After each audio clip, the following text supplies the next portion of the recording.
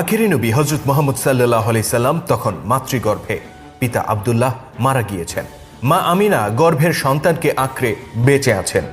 দাদা Abdul Muttalib কাবা ঘরের মোতোয়াল্লি। চাচা আবু তালেব টকবগে যুবক।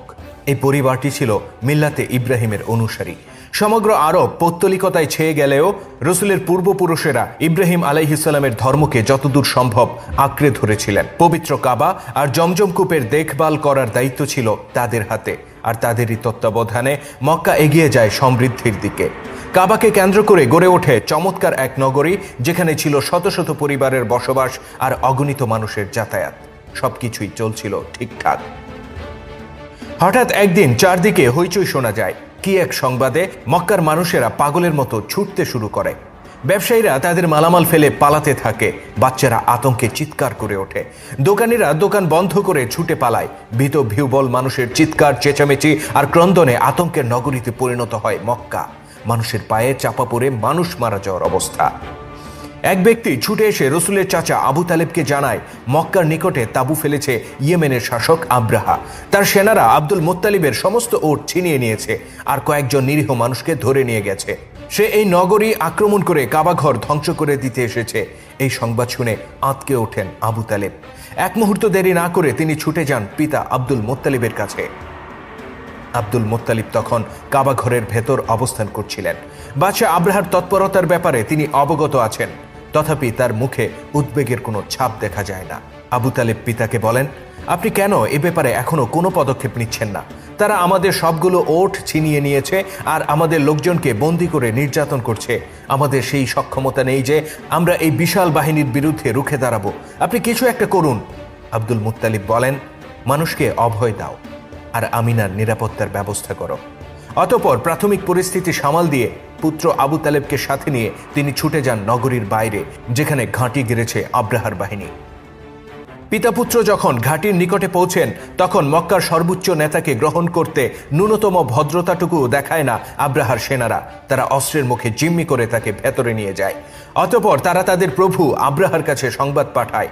আব্রাহা তখন আয়েশি ভঙ্গিতে খাবার গ্রহণ করছিল। আব্দুল মুত্তালিবের আগমনের বার্তা পেয়ে সে দ্রুত খাবার শেষ করে। অতঃপর নিজেকে সজ্জিত করে রাজকীয় পোশাকে।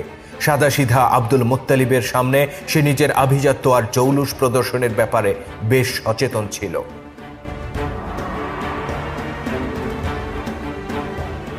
আব্দুল মুত্তালিবের কাছে আব্রাহা জানতে চায়, আমাকে বলো তো, এই কাবার পেছনে কি রহস্য লুকিয়ে আছে?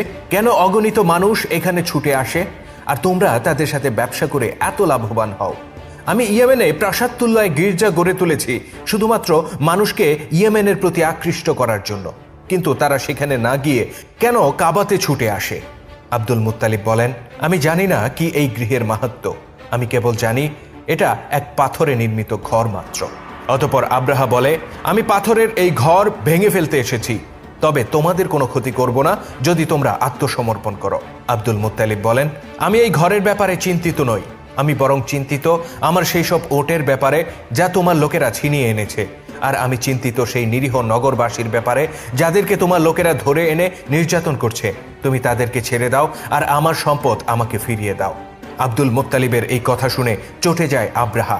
সে চিৎকার করে বলে, তুমি কাবার তত্ত্বাবধায়ক, এই ঘরের নিরাপত্তার দায়িত্ব ছিল তোমার উপর, কিন্তু সে ব্যাপারে তুমি এতটুকু বিচলিত নও, অথচ নিজের ওটের ব্যাপারে তুমি কতই না উদ্বিগ্ন। মক্কার বাসিন্দাদের দুর্ভাগ্য এই যে তারা তোমার মতো স্বার্থপর ব্যক্তিকে তাদের নেতা বানিয়েছে। আব্দুল মুত্তালিব অত্যন্ত দৃঢ়তার সাথে উত্তর দেন, তোমার লোকেরা যা ছিনিয়ে এনেছে আমি আব্দুল মুত্তালিব তার মালিক, তাই আমি সেগুলো ফেরত চেয়েছি। কিন্তু যে ঘরে তুমি আক্রমণ করতে যাচ্ছ তার মালিক আমি নই। যার ঘর তিনি তার নিরাপত্তার ব্যাপারে চিন্তা করবেন। আব্রাহা জানতে চায়, কে সেই মালিক? আব্দুল মুত্তালিব বলেন, তুমি যখন সেখানে যাবে তখনই এর জবাব পাবে। আব্দুল মুত্তালিবের এই উত্তরে আব্রাহা আরো চটে যায়। সে বলে, নিয়ে যাও তোমার ওট আর বন্দী মানুষদেরকে, তবে জেনে রেখো আগামীকাল যখন আমার হস্তি বাহিনী তোমার নগরীকে পিষে ফেলতে যাবে তখন তারা এতটুকু করুণাও দেখাবে না। অতঃপর নিজের ওট আর বন্দী লোকদেরকে নিয়ে ফিরে যান আব্দুল মুত্তালিব।